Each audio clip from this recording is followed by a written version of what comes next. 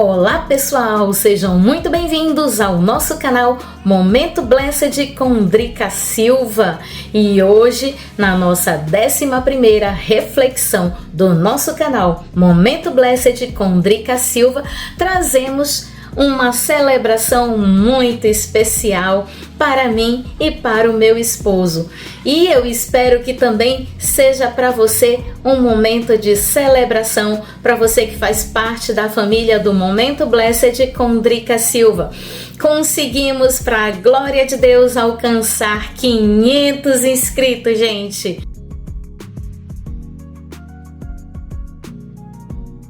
O nome do Senhor que até aqui tem nos ajudado e tem nos sustentado, né? Então isso é maravilhoso demais, né? Para quem começou, ainda vai fazer um ano, né? A gente já alcançar esse número sem ter tanto conhecimento assim, né? Para nós é um marco muito expressivo e muito significativo, né? Então eu quero mandar um beijo, um abraço para todos vocês que fazem parte, né, do nosso canal Momento Blessed com Drica Silva. Um beijo especial sempre para aqueles que nos apoiam nos comentários, nos likes, né? E você sabe que você faz isso, né? Que você faz parte, né? Como o Valmir, a Claudete e o meu próprio esposo, eu que comentamos, algumas pessoas também do colégio do trabalho do meu esposo e também os nossos amigos da igreja. Então alguns geralmente fazem alguns comentários ali e que alegra muito o nosso coração. Eu gostaria que pelo menos, não todos, que eu sei que é impossível, é muito difícil, mas que uma grande maioria pudesse nos apoiar nos comentários e nos likes. Ok, pessoal? Então, se você está gostando, né, dos nossos vídeos, do nosso canal, dos nossos estudos, das inspirações da palavra, das viagens e de cada momento que nós trazemos aqui para vocês, eu espero que você curta, que você compartilhe, que você se inscreva, acione o sininho para receber as notificações quando nós publicarmos os nossos vídeos e que você comente. Né, que você comente muito o que você está achando do nosso canal Momento Blessed com Drica Silva.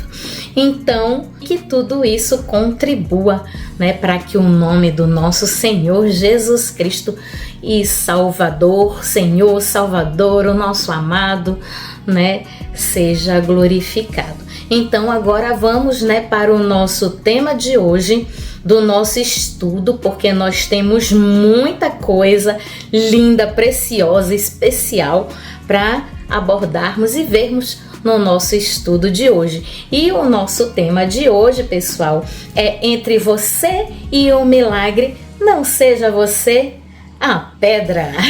Então, vamos lá, né, pessoal? Essa nossa história bíblica de hoje é a continuação do Evangelho de João 11, do 34 ao 45. E eu vou fazer apenas uma retrospectiva para que vocês lembrem, né? Em nosso último Momento Blessed acerca de João 11, nós falamos sobre Maria, né? Uma adoradora por excelência. E nós abordamos também vários aspectos da adoração e de como precisamos entrar em um nível muito maior de compreensão acerca deste assunto, o qual muitos de nós falamos, mas pouco nós entendemos verdadeiramente acerca de como devemos buscar a Deus sem precisarmos fingir ou tentar impressionar o nosso Senhor com palavras que não acreditamos e tampouco sentimentos que nós não sentimos. Sabemos que a obediência é uma das formas mais elevadas de adoração, a qual agrada o nosso Senhor. Esta profundidade, amados, de adoração e entrega tem que ser buscada por mim e por você até que a alcancemos. A gente não pode desistir nos primeiros obstáculos, a gente tem que perseverar e persistir, né, nessa busca até que nós alcancemos, e ela depende muito mais de nós, de mim e de você, do que do agir de Deus e do quanto desejamos fazer a sua vontade e estar em sua presença. Então, essa busca, ela não depende de Deus, porque é daqui para lá. Então, depende mais de nós querermos verdadeiramente buscar, porque a palavra de Deus diz que todo aquele que pede, recebe, todo aquele que busca, acha, todo aquele que bate, a porta se abre. Então, nós devemos desejar essa busca com muita intensidade, né? Até que nós alcancemos este nível e a profundidade deste relacionamento, né, com Deus. Então, esse nível e essa profundidade somos nós que determinamos, não é o Senhor que determina. Somos nós que determinamos até onde nós queremos ir. Se nós queremos essa água pelo nosso tornozelo, se nós queremos essa água nos joelhos, se nós queremos essa água nos lombos, na cintura, ou se nós desejamos mergulhar nele, tendo comunhão e intimidade com sua pessoa e seu Espírito Santo ao ponto da água cobrir a gente completamente e nós mergulharmos profundamente, né, no Senhor, na presença dele, na palavra dele, e aquele prazer anelante, né, que nem as corças que anseiam por água, que nós tenhamos esse anseio pela presença de Deus. Então eu vou trazer também do estudo passado a frase de A.W. Tozer que deixei no último estudo para refletirmos, e também diz muito, né, sobre isso. Ele fez uma clara distinção do conhecimento da busca dos santos da antiguidade com os da nossa atualidade. E, gente, eu não sei vocês, mas a mim me fez e faz refletir todos os dias o que eu tenho feito para mudar isso na minha vida, né? A começar pela minha rotina diária, o meu comportamento, atitudes e desejos verdadeiros de estar na doce presença de Deus, do nosso Senhor, e ter prazer, né, em estar com Ele e obedecê-lo, fazendo-se cumprir a sua vontade em mim e não a minha.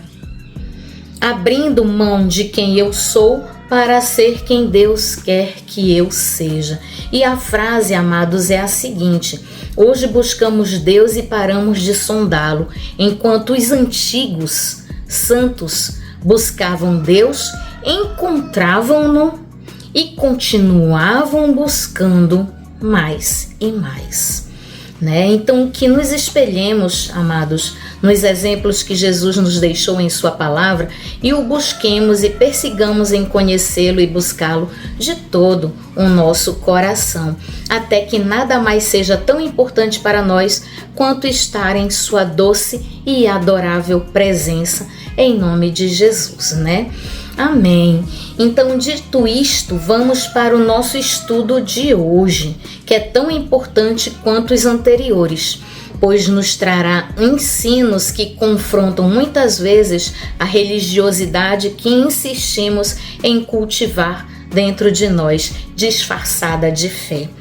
Ao invés de encararmos nossas dúvidas, as nossas dificuldades, as nossas debilidades, anseios, e deixarmos o Espírito Santo de Deus nos tratar, nos ensinar, nos moldar e transformar verdadeiramente as nossas vidas.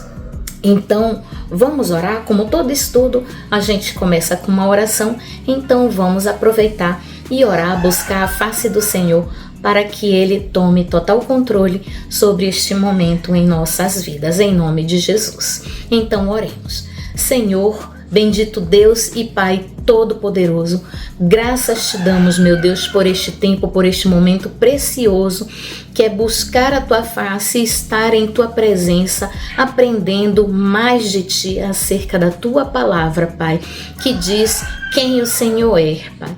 Muito obrigada, meu Deus, por este tempo precioso, por este momento maravilhoso, por este momento blessed que o Senhor nos concede em Tua presença.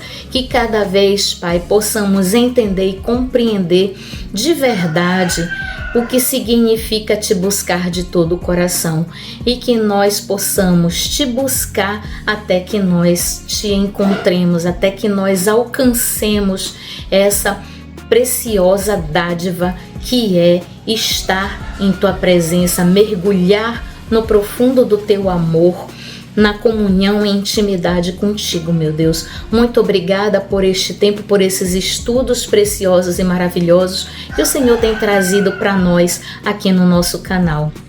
Que o Teu nome seja exaltado, engrandecido, glorificado, Pai, em todo tempo e em todo lugar em nossas vidas, aonde quer que nós estejamos. Que a Tua presença seja de contínuo conosco, Pai.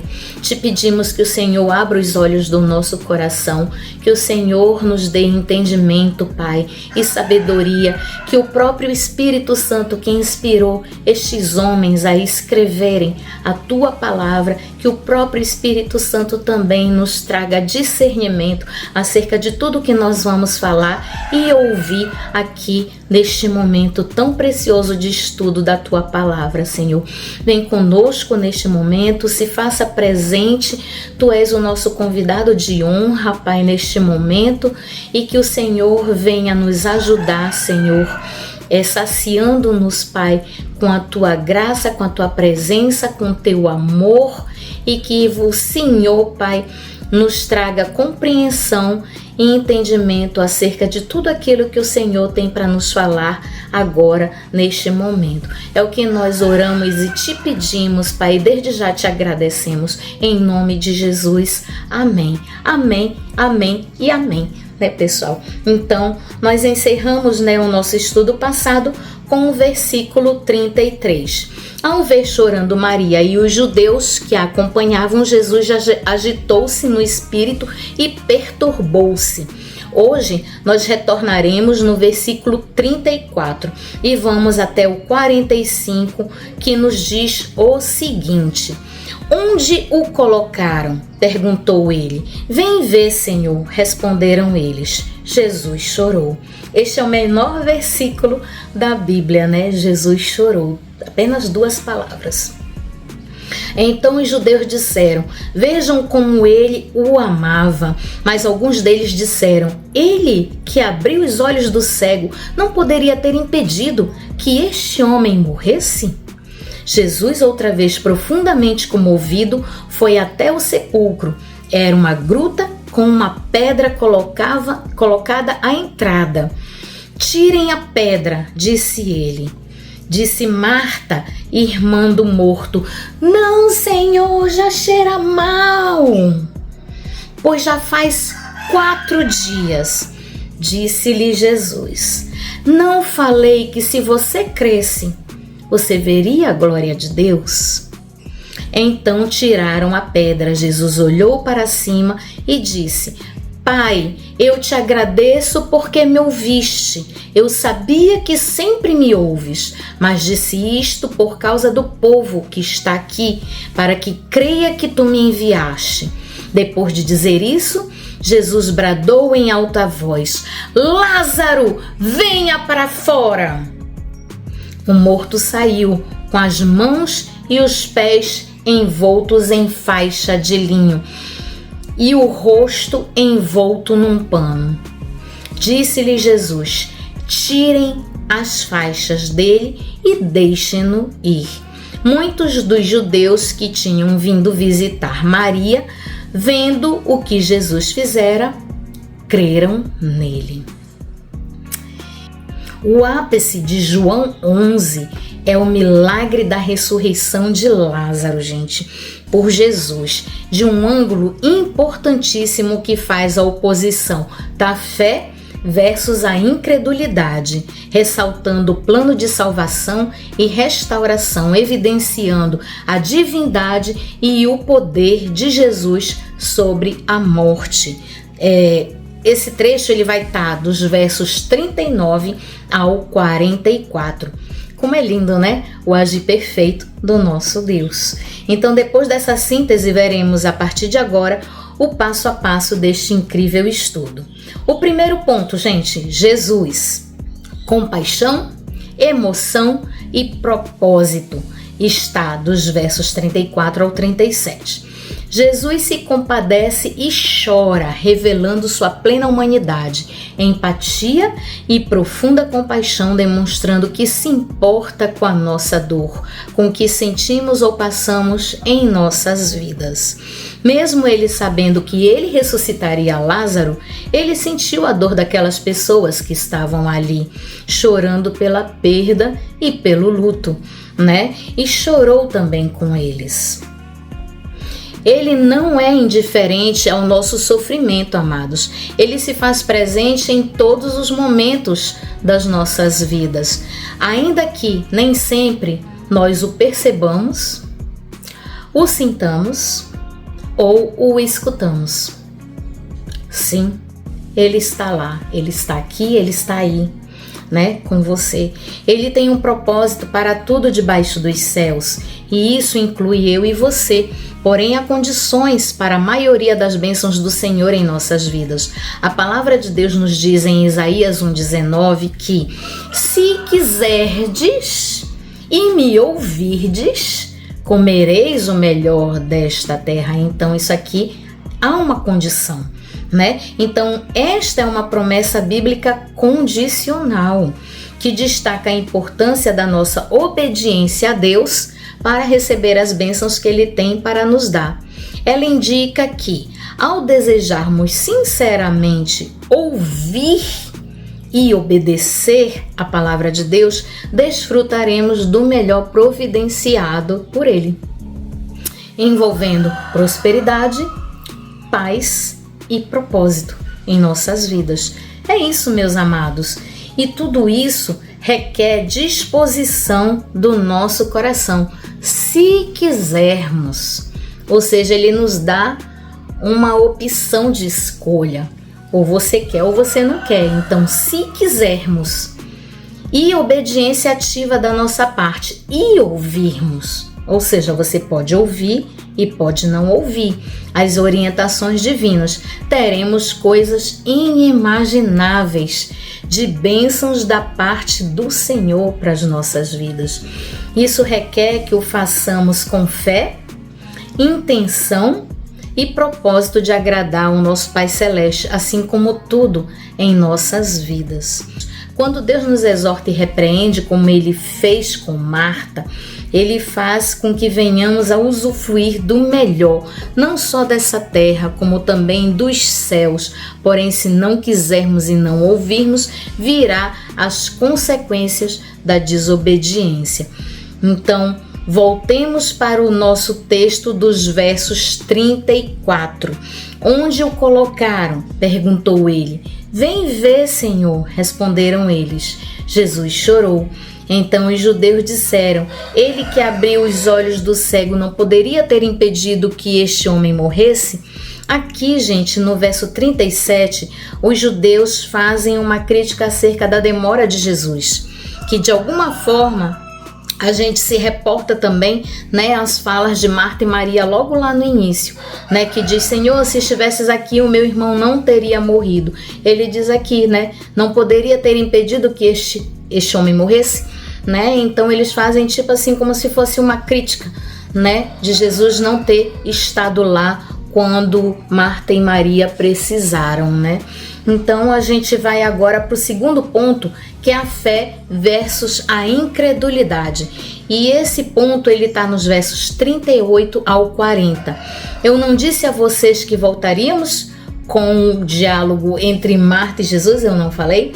Então aqui a gente está trazendo de novo, né, este diálogo entre Marta e Jesus, onde ele a repreende tratando mais uma vez o coração de Marta.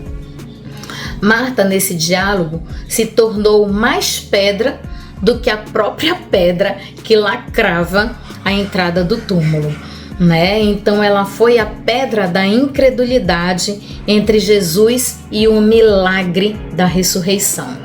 Vimos nas outras falas anteriores, né, de Marta, que ela tentou impressionar o Senhor com verdades absolutas que ela mesma não cria, né? Então ela decorou direitinho sobre quem é Jesus, vendo-o falar e pregar em sua casa, mas esqueceu de estar aos pés, né, do Senhor e buscar conhecê-lo para poder viver estas verdades, assim como a sua irmã Maria fez.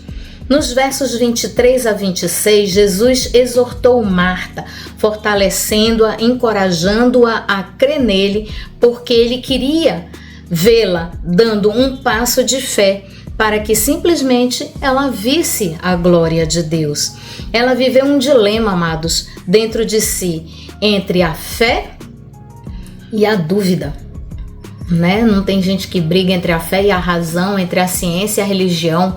Aquela brigou entre a fé e a dúvida, né? E são totalmente opostos. Não tem como você dizer que você é uma pessoa que tem medo, que duvida e que você tem fé, né? Então esses sentimentos são bem antagônicos, né? E ele diz assim: tirem a pedra. Isso está no verso 39. Disse Marta, irmã do morto: Senhor, ele já cheira mal. Não tira não, que o negócio vai ser muito ruim. Vai dar mal esse negócio aí se tirar essa pedra aí, ó. Já tem 4 dias aí dentro. Tira não, pelo amor de Deus, né? Então eu imagino assim a cena, né? Ela pulando na frente de Jesus, né? Dizendo, não faça isso, né? Porque ele já tá aí dentro, já tá podre. 4 dias, imagine, morto. 4 dias deve estar assim um cheiro horrível, né? Aí dentro. Então ele repreende, né? Ela, como eu disse para vocês que viria essa última fala dele com ela, ele repreendendo. Nas outras ele exortou, ele fortaleceu, ele fez de tudo ali para que ela chegasse nesse ponto crendo, né? Só que não aconteceu, né? Mais uma vez ela agiu com incredulidade e dúvida, e ela diz não, já cheira mal, e ele assim repreende ela pela última vez, e ele diz, não lhe falei que se você cresce, você veria a glória de Deus? Isso para mim é uma repreensão, amados, entendeu? Marta, não haja assim, não haja com incredulidade, né? Haja com fé, porque dessa forma você impede as bênçãos acontecerem na sua vida. Só que não era só Marta que estava ali, né? E Jesus já tinha toda a visão do acontecimento com antecedência, né? Porque ele é Deus, né? Então ele sabia o que aconteceria. Então não era Marta com a incredulidade dela, né? Com as coisas, as falas dela ali sem propósito que impediriam aquela bênção de acontecer, aquele milagre de acontecer ali naquele momento, né? Então, quando eu vejo essa situação de Marta, eu pergunto, né? Quantos de nós estamos dentro da igreja como Marta? Quantos? E vivemos inúmeros dilemas por não termos nosso coração tratado, não termos sido, amados, transformados em novas criaturas, sem a experiência do nascer de novo. E o pior de tudo, muitos de nós não cremos que Jesus é quem ele diz que é, o mesmo ontem, hoje e eternamente. Gente, ele não mudou. Amados, nós é que somos volúveis e mudamos o tempo todo, guiados por sentimentos e circunstâncias. Não é o nosso Senhor que muda. Nós é que mudamos. Então Jesus, ele continua sendo o mesmo ontem, hoje e eternamente. Todos os milagres que ele fez no passado, incluindo ressurreição de mortos, ele pode acontecer hoje se você crer. Então, a única condição para que isso aconteça é se você crer, você vê a glória de Deus. Então há condições. Então milagres como esse não ficam acontecendo todo dia e toda hora, amados.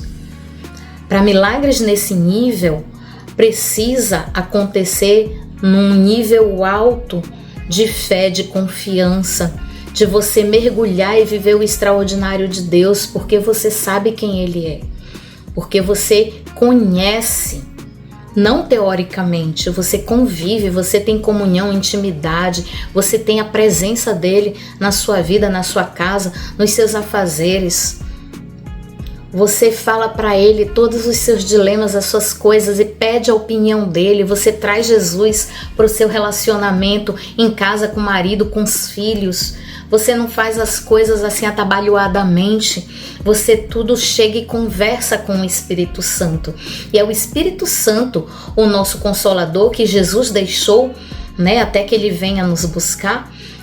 O Espírito Santo é que vai nos trazer todo esse conhecimento, esse discernimento e todas essas revelações acerca de tudo isso. Mas tem muita gente que duvida, tem muita gente que não acredita que isso possa acontecer nos dias de hoje.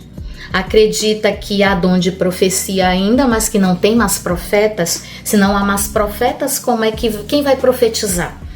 Se não há mais profetas, né? Então a gente precisa ter um esclarecimento, né, acerca disso. Se a palavra de Deus, ela é inspirada por Deus, pelo Espírito Santo, toda ela, todo o contexto dela, então você não pode dizer que você acredita apenas em umas coisas e outras não, e tirar os versículos de contexto para poder explicar a sua incredulidade, né, e que você não acredita.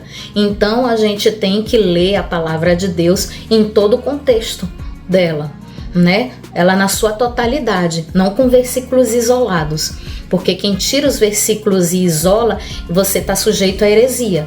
Então vamos ter cuidado, né, com tudo isso. Então Deus, ele não muda, ele é imutável, mas nós como seres humanos, com os nossos pensamentos muitas vezes limitados, medíocres, né, a gente acaba na nossa limitação querendo limitar Deus e colocando ele dentro de uma caixinha e dizendo: Deus, tu só pode ir até aqui dessas 4 paredes dessa caixinha aqui.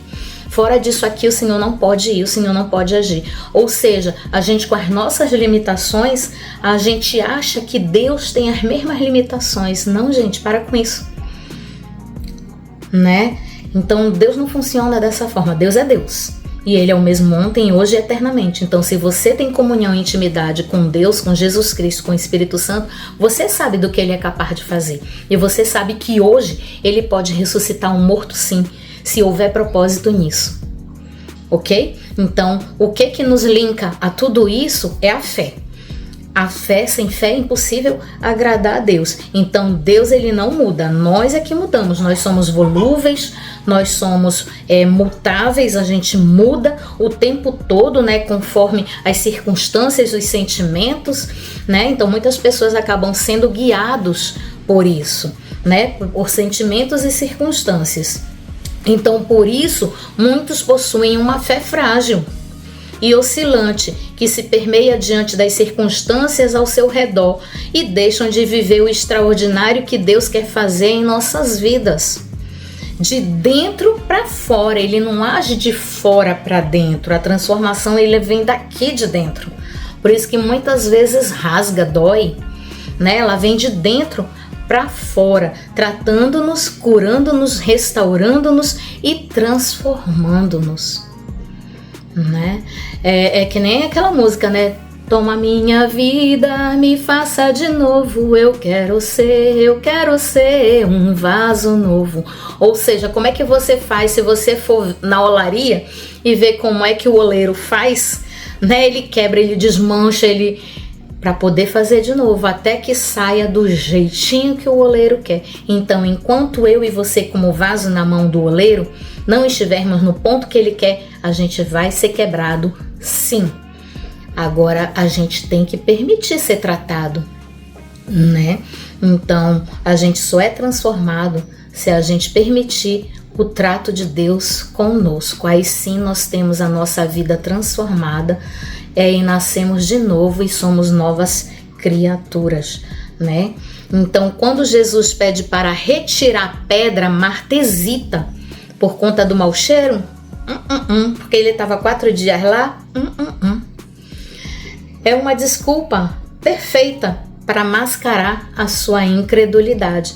A falta de fé, amados, ela impede o agir de Deus. Todos nós sabemos que a fé, ela é o combustível que move o coração de Deus. Quando ele olha lá de cima aqui para a terra e vê alguém agindo com fé, gente, eu fico imaginando Deus lá no trono dele, né? Diz, ei, aí cutuca os anjos lá, você tá vendo? Olha o meu filho, olha a minha filha, olha o que ela tá fazendo, olha o ato de fé que eles estão tendo. Vai lá, realiza esse milagre aí. Vamos lá, vamos fazer, né? Vamos fazer, vamos acontecer, porque esse merece, né? Então a gente percebe, né, a vibração, eu creio, né? Porque eu imagino a gente como meros seres humanos, né? A gente vibra quando algo move, né, o nosso coração e tudo. Imagine quando a gente move o coração de Deus, o que ele não é capaz de fazer, né? E assim, a gente sabe, né, que a palavra de Deus, ela diz em Hebreus 11:6 o seguinte: ora, sem fé é impossível agradar-lhe, porque é necessário que aquele que se aproxima de Deus creia que ele existe e é galardoador dos que o buscam. Ou seja, a fé, ela é essencial, amados. Ela é o elemento indispensável para agradar a Deus. O primeiro passo, precisamos acreditar que de fato ele existe e é quem ele diz ser. Em segundo passo, é crer que Deus valoriza e recompensa aqueles que o procuram diligentemente e exercitam sua fé em momentos de dor e circunstâncias bem desfavoráveis. Vejam que há uma diferença fundamental entre quem anda e conhece Jesus de quem apenas ouve e até fala sobre ele, mas não crê de verdade. Este diferencial está na intimidade versus a informação que você e eu temos com ele acerca dele, né? A intimidade que você e eu temos com ele e a informação que nós temos sobre ele, que resulta em uma vida transformada versus um cristianismo superficial, ou seja, nominal ou religioso, que é o que muitas vezes acontece, né? Então, quem anda e conhece Jesus tem um relacionamento diário, profundo e pessoal. Tem uma conexão de coração e não apenas com a mente. Ela envolve corpo, alma e espírito. E quem fala sobre ele conhece a respeito de Jesus, fatos históricos, bíblicos, mas não tem intimidade. Isso é, tem um conhecimento teórico que não produziu uma transformação de vida ativa. É simples assim. E foi isso que Marta fez pela terceira vez, né? Agiu com conhecimento teórico através daquilo que ela sabia sobre Jesus, porque em seu coração já estava tudo acabado e só veria seu irmão na ressurreição dos mortos no dia final. Lá no fim dos tempos, né? Quando Jesus chama todo mundo, né? E deu o mar os seus mortos, e deu a terra os seus mortos, e aí todo mundo vai ali para ser julgado, né? Então, e mesmo depois que o Senhor falou a Marta no verso 40, disse-lhe Jesus: não lhe falei que se você cresce, você veria a glória de Deus? Mesmo assim, ela se colocou entre Jesus e o milagre, ou seja, ela se tornou a pedra com a sua incredulidade, duvidando do que Jesus é capaz de fazer na vida de todo aquele que nele crê. Terceiro ponto, amados, a promessa da glória de Deus, que está nos versos 40. Porém, nosso Senhor tinha propósitos fortíssimos para realizar ali em Betânia. E em um ato profético acerca da salvação, ele demonstrou não só a sua humanidade ao chorar, mas principalmente sua divindade ressuscitando Lázaro, apontando para a ressurreição final, revelando seu poder sobre o inimigo do homem, a morte. O homem foi feito para ser eterno, né? Lá no Éden, ele foi feito para ser eterno, imagem e semelhança de Deus e tudo. Qual foi a punição? Foi que o homem, a partir daquele momento, ia ter que semear, aí teve lá todas as condições e também ia morrer, né? Ia passar pelo processo da morte. Então a morte se tornou um inimigo do homem. Então Jesus reafirma no verso 40, só um pouquinho aqui, amados. Então Jesus reafirma no verso 40, não lhe falei que se você cresce veria a glória de Deus, estabelecendo a fé como condição para o milagre. Amados, penso eu, né? Assim, se dependesse só da Marta, esse milagre não teria acontecido, né? Lamentações 3, do 22 ao 26, nos diz o seguinte: as misericórdias do Senhor são a causa de não sermos consumidos, porque as suas misericórdias não têm fim, renovam-se a cada manhã. Sobre nossas vidas, nossa casa, família e etc. Por este motivo e também porque Deus sabe de todas as coisas debaixo dos céus, Ele estava ali para a redenção e salvação. Não só de Marta e Maria, mas de todas aquelas pessoas que estavam ali com elas, né, para presenciar um dos milagres mais significativos do ministério de Jesus, aquilo que prefiguraria a sua própria ressurreição. Então vamos para o quarto ponto. O quarto ponto é uma lição de fé, o poder da oração e ressurreição. Estão nos versos 41 ao 43. O nosso Senhor nos ensina uma lição de fé em ação. No verso 41, Jesus ordena a remoção da pedra antes de pedir um milagre, ensinando que a fé exige a ação humana prática, preparando o caminho para a intervenção divina. Eu vejo assim, sabe, amados, como não é que Deus precise da gente, Deus não precisa da gente para nada, mas Ele quer que a gente participe. Então, a primeira coisa, o primeiro passo, quem dá somos nós, né? A fé é assim, a gente dá o passo acreditando que Deus vai colocar a ponte, né? Que se Ele não coloca, a gente cai no abismo, né? Então a gente acredita através da fé que a gente vai dar o passo, Ele vai colocar um trecho da ponte, dá outro passo, Ele coloca outro trecho da ponte, dá mais um passo, Ele coloca o outro trecho da ponte. Então eu creio que para as coisas, uma grande parte das coisas acontecerem, principalmente na nossa vida, naquilo que a gente anseia, né, os anseios do nosso coração, os desejos dos milagres, das bênçãos, né, das coisas sobrenaturais, a gente precisa exercer a nossa fé. Então, eu digo assim, Deus conta conosco, né, para que haja uma ação nossa, né, a ação humana, para que prepare o caminho para que venha a intervenção divina. Então, quando não há mais nada que a gente possa fazer, que a gente já esgotou todas as possibilidades humanas de fazer alguma coisa, aí Deus vem com a intervenção divina. Então, geralmente você vê que a maioria dos milagres que acontecem é quando já não tem mais nada o que o homem possa fazer, né? Então, ele vem com a intervenção divina. Então, a pedra representa obstáculos como dúvidas, medos, incredulidades, né, que impedem a ação divina.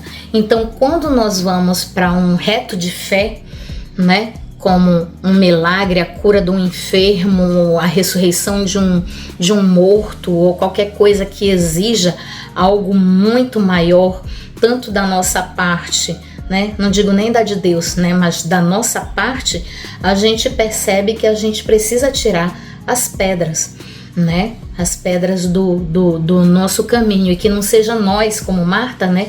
A pedra entre nós e o milagre. Então essa pedra, ela representa justamente essas dúvidas, as incredulidades e todas as coisas que a gente coloca, né? Entre a gente e o nosso milagre, né? Entre Deus e o milagre, entre o acontecimento, né, do milagre. Então muitas vezes a gente acaba sendo a própria pedra, né? Então a gente precisa tirar todas essas coisas do meio do caminho, né, do nosso coração, da nossa mente, da nossa alma, do nosso espírito, porque senão nem as nossas orações são ouvidas, né? A gente está de contínuo ali na presença do Senhor, zerado, né? cometeu algum pecado, já zera, já pede perdão, já se arrepende, já pede perdão verdadeiramente, viu, amados? Não adianta ser aquele pedido de perdão sem arrependimento, né? Forjando ali aquele sentimento de tristeza, de coisa, não, isso não cola. Para Deus, Ele sonda os nossos corações e Ele sabe o que eu e você estamos sentindo de verdade, se a gente se arrependeu verdadeiramente. Então, a gente sabe que com Deus não tem engano. Você pode enganar os homens, né?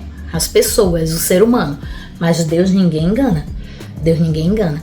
Então, essa pedra, né, que muitas vezes nós mesmos colocamos com medo, com receio, com dúvida, com incredulidade, com uma série de tralha que muitas vezes a gente coloca no meio do caminho como obstáculo, né, entre nós e o milagre, é justamente isso que Marta estava fazendo ali. Por isso que Jesus exortou ela e disse: Marta, se creres, eu não te falei várias vezes, eu não falei para você que se você cresce você veria a glória de Deus? Então ali ele estava chamando Marta para viver o sobrenatural, ele estava chamando Marta para dar um passo de fé, para viver um reto de fé ali naquele momento, né? Então, quando ele diz: eu não te falei que se creres verias a glória de Deus, então é porque ele já havia falado antes e ela não tinha dado ouvidos. Então, sem fé é impossível agradar a Deus. Então tiraram a pedra. Este momento do 7º sinal do Evangelho de João revela um Deus que se importa profundamente com o sofrimento humano e tem poder para reverter situações impossíveis, transformando desesperança em vitória. Jesus olhou para cima e disse: Pai, eu te agradeço porque me ouvistes. Eu sabia que sempre me ouves, mas disse isso por causa do povo que está aqui, para que creia que tu me enviaste. Jesus levanta os olhos ao céu, focando em Deus, em meio a toda aquela dor e ao ceticismo, à incredulidade que pairava ali naquele ambiente, né? Então ele agradece por já ter sido ouvido, demonstrando que a oração, amados, ela é baseada na certeza, né, da vontade de Deus, não apenas na petição, mas na concretização, porque a fé é a certeza daquilo que esperamos e a prova das coisas que não vemos. Isso está em Hebreus 11, capítulo 11, versículo 1. Então, neste ponto, Jesus ora em voz alta, não porque o Pai é surdo ou porque ele não ia escutar se Jesus orasse ali em silêncio, mas especificamente para que aquela multidão ao redor dele, né, pudesse crer que ele foi enviado por Deus. Então, naquela oração, estava todo mundo ali ouvindo antes do milagre acontecer. Então, amados, a gente percebe que ali Jesus estava ensinando aquelas pessoas que ele tinha tanta certeza, tanta convicção na oração que ele estava fazendo ao Pai, ensinando ali aquelas pessoas que ele já agradecia. Então ele ora em agradecimento, garantindo que o povo cresce naquilo que estava para acontecer ali naquele momento, né? Então, depois de dizer isso, Jesus bradou em alta voz: Lázaro, venha para fora! O clamor Lázaro, venha para fora, é a manifestação da autoridade divina sobre a morte, superando as consequências do pecado. Esta é uma ordem aparentemente simples, mas poderosa em si mesma, simbolizando o chamado de Deus para a humanidade. A ressurreição de Lázaro em João 11 simboliza este chamado de Deus. Ele mostra aquelas pessoas ser a ressurreição e a vida, como no verso 25, chamando o morto pelo nome no verso 43. A voz de Jesus é a voz que dá vida, através do Espírito Santo de Deus, que fez o morto ouvir a sua voz e obedecer. Isso, meus amados, nos traz um ensino tremendo, precioso e poderoso que, mesmo quando estamos espiritualmente mortos em nossos delitos e pecados, a palavra de Deus tem poder para nos despertar da morte para a vida. Isso é tremendo demais. Nossa, isso é maravilhoso demais, gente. Efésios 2:1 retrata bem isso. Ele vos deu vida, estando vós mortos nos vossos delitos e pecados. Este texto, gente, de Efésios declara que os crentes foram vivificados por Deus, apesar de estarem anteriormente mortos em suas ofensas e pecados. Este versículo destaca a transição de um estado de morte espiritual para a vida em Cristo Jesus, marcando o início da salvação pela fé por meio da graça revelada na cruz do Calvário, antes de viverem segundo os padrões do mundo. Esta ação divina dá vida aos mortos espirituais em um ato de misericórdia e graça. Ele não chamou Lázaro para ficar dentro do túmulo, mas para sair. Assim Jesus chama a mim e a você que está me ouvindo, que está me vendo, para sair da condição da morte que muitos de nós nos encontramos, sair do pecado que nos prende, sair da pornografia que destrói, sair dos vícios que escravizam, sair das maledicências que dividem, sair da depressão que traz desespero, sair da morte eterna e da separação de Deus. Vejam que quando Lázaro saiu do túmulo, ele estava vivo novamente, mas ainda preso por faixas e pelo lenço em seu rosto. Jesus então ordena aos que ali estavam: tirem as faixas dele e deixem-no ir. Aí a gente vai ver agora o quinto ponto, o desatar das faixas, que está no verso 44. O morto saiu com as mãos e os pés envolvidos em faixas de linho e o rosto envolto num pano. Disse-lhe Jesus: tirem as faixas dele e deixem-no ir. A ordem para soltar Lázaro das faixas representa a obra completa de Cristo em nossas vidas, concluindo que Jesus Cristo não apenas nos dá vida, mas também nos liberta completamente das amarras do passado. Vejamos. A libertação das amarras do passado. Estas faixas, as ataduras, representam as limitações, culpas, pecados e feridas de um sepulcro anterior. Embora Lázaro estivesse vivo, ele ainda estava preso ao passado e à morte. Ser solto significa ser livre das amarras que nos impedem de seguirmos uma vida plena com Jesus. 2. A restauração gradual e processo de cura. A ressurreição devolve a vida, um milagre, mas a retirada das faixas simboliza que a libertação completa é um processo gradual e às vezes doloroso, que exigirá muito mais de nós para que vivamos o extraordinário de Deus em todos os seus aspectos. A vida é dada, mas o processo de ser solto ocorre gradualmente com fé, resiliência, entrega, obediência e ajuda da parte dos mais maduros na fé. A terceira coisa é a participação comunitária do milagre. Jesus não tira as faixas pessoalmente. Ele deu a ordem para que tirassem. Ele não vai lá e tira.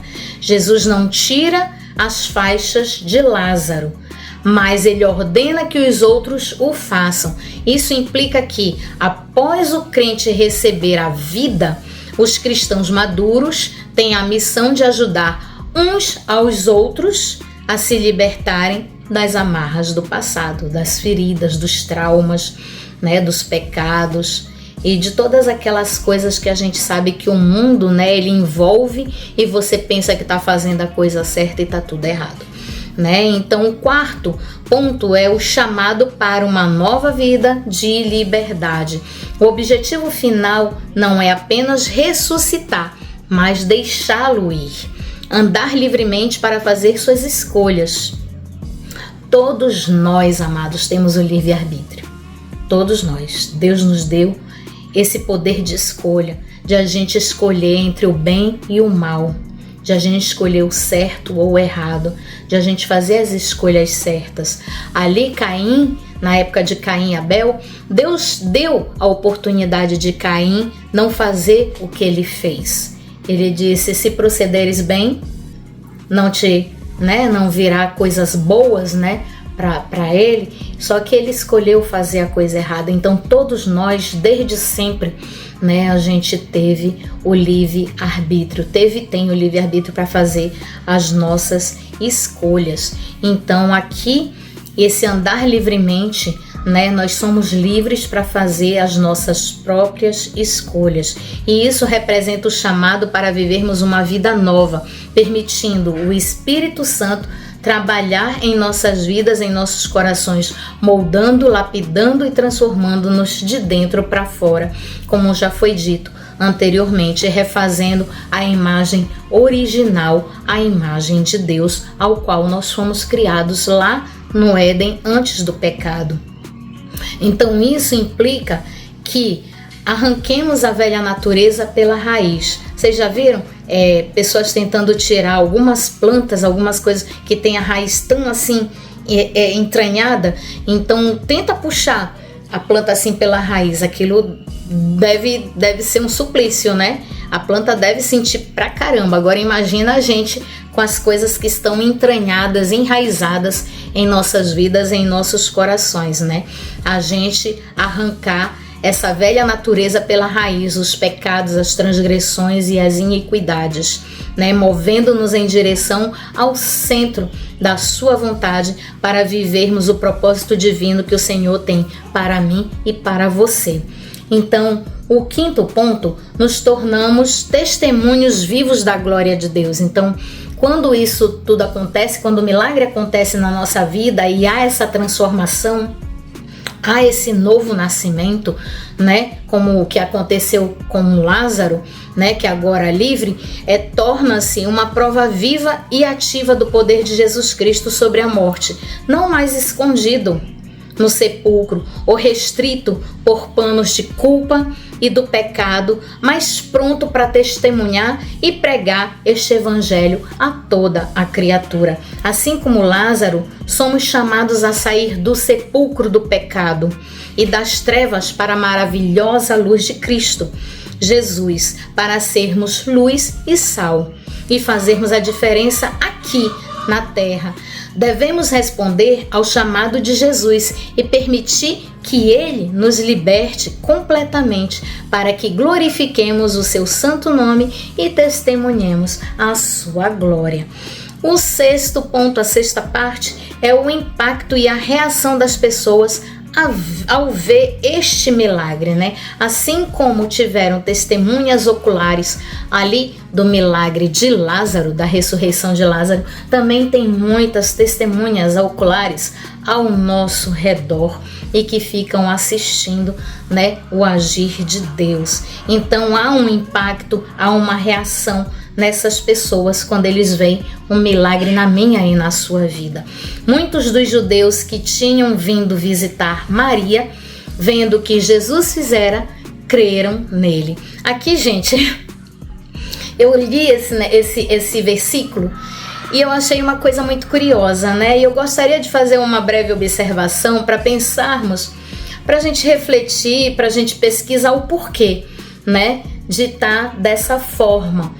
Então, assim, eu creio que porque ali Maria, ela teve uma expressão, um significado, um simbolismo muito mais relevante do que a Marta, porque vocês percebem aqui neste versículo 45 que embora Marta estivesse presente ali, naquele momento, ela tivesse um papel de destaque, anteriormente com as suas falas e tudo, João concentra o foco em Maria como a representante da profunda dor e do consolo recebido, destacando como os judeus que vieram confortá-la testemunharam o milagre e assim creram em Jesus. É muito interessante, gente? Marta não ser citada aqui. Vocês não acham? Eu assim, quando eu leio a Bíblia, eu pego assim alguns pontos, alguns detalhes, né, que eu fico assim às vezes intrigada, porque, né, que tá apenas, sendo que as duas eram irmãs, as duas estavam de luto, né, e ali João, ele preferiu destacar a Maria, né, nesse versículo 45, né. Eu achei interessante e resolvi colocar aqui, né, pra gente, né, a gente que gosta de estudar a Bíblia, né, e pesquisar e às vezes saber os porquês. Então fica aqui a dica de a gente saber assim o porquê, né, de estar dessa forma, né, que ser citado só a Maria e não ter sido citado a Marta. Vamos lá. A ressurreição de Lázaro é um prenúncio para algo muito maior que viria logo depois, né? Como a morte e ressurreição do próprio Senhor e que resultaria no fortalecimento da fé de muitos que presenciariam este sinal e dos próximos que viriam depois, né? Disso, né? Então ela simboliza a vitória da vida sobre a morte, convidando-nos a confiar em Deus, mesmo em situações desesperadoras e impossíveis, como nos diz em Abacuque 3, dos versos 17 ao 18, que expressa uma fé inabalável em Deus, apesar das adversidades e tribulações. Essa passagem enfatiza a alegria que precisamos ter e desenvolver no Senhor, independentemente de qualquer situação, mesmo que estejamos enfermos, desempregados, em lutas, em tribulações, em perseguições, né, sem alimento ou em situações de desespero, né? Pois esta é uma declaração de confiança e de fé de que Ele, Jesus, é a nossa força, é o nosso socorro bem presente na angústia e em meio às circunstâncias mais difíceis, adversas e impossíveis. Porque ainda que a figueira não floresça, nem haja fruto na vide, ainda que decepcione o produto da oliveira, os campos não conduzam mantimento, ainda que as ovelhas da malhada sejam arrebatadas e nos currais não haja gado, todavia, eu me alegrarei no Senhor, exultarei no Deus da minha salvação. Em resumo, pessoal, este estudo de João 11 sobre a ressurreição de Lázaro e o soltá-lo das ataduras vai bem mais além de tudo que já ouvimos em histórias bíblicas contadas por aí. A enfermidade não foi para terminar em morte, mas para manifestar a glória de Deus, para que o Filho de Deus fosse glorificado por meio dela, nos versos 4, e assim pudesse fortalecer e consolidar a fé de muitos. A presença de Jesus transforma todo o ambiente, por onde ele passa, ele deixa tudo colorido, né, pessoal? Transformando o luto em vida, tristeza em alegria, dor em esperança, dúvida em fé e ainda traz restauração espiritual e física para todo aquele que nele crê. Este evento é o último e mais impactante sinal de Jesus no Evangelho de João, demonstrando o seu poder de trazer da morte para a vida eterna. Ele nos transmite que Jesus não quer apenas que as pessoas saiam do túmulo e ressuscitem, mas que vivam em liberdade plena, sem peso, sem as ataduras e o odor terrível da sua vida anterior. Que possamos hoje ouvir a voz de Jesus dizendo: diga seu nome agora, eu vou falar o meu, você fala o seu. Adriane, vem pra fora! Drica, vem pra fora! Fale seu nome e diga: vem pra fora! E que ao sairmos experimentemos a verdadeira liberdade que há em Cristo e a vida eterna que somente Ele pode nos oferecer e dar. Agora, cabe a cada um de nós aceitarmos ou não. É a escolha. Ele está fazendo um convite e você pode fazer a sua escolha. E depois podermos desenvolver a nossa salvação com temor e tremor, andando em santidade, amor e buscando perseverar na fé, para que não venhamos a cair em tentação e percamos aquilo que é o mais precioso para todo cristão. E o que é, pessoal?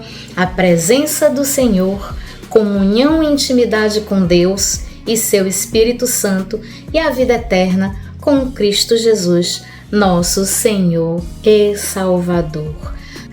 Então, pessoal, e agora chegamos ao fim do nosso estudo e eu gostaria de encerrar, o nosso estudo com um pequeno trecho de um louvor que tem tudo a ver com o nosso estudo, com o nosso Lázaro, e com a questão da salvação, também da ressurreição através da história, de Lázaro.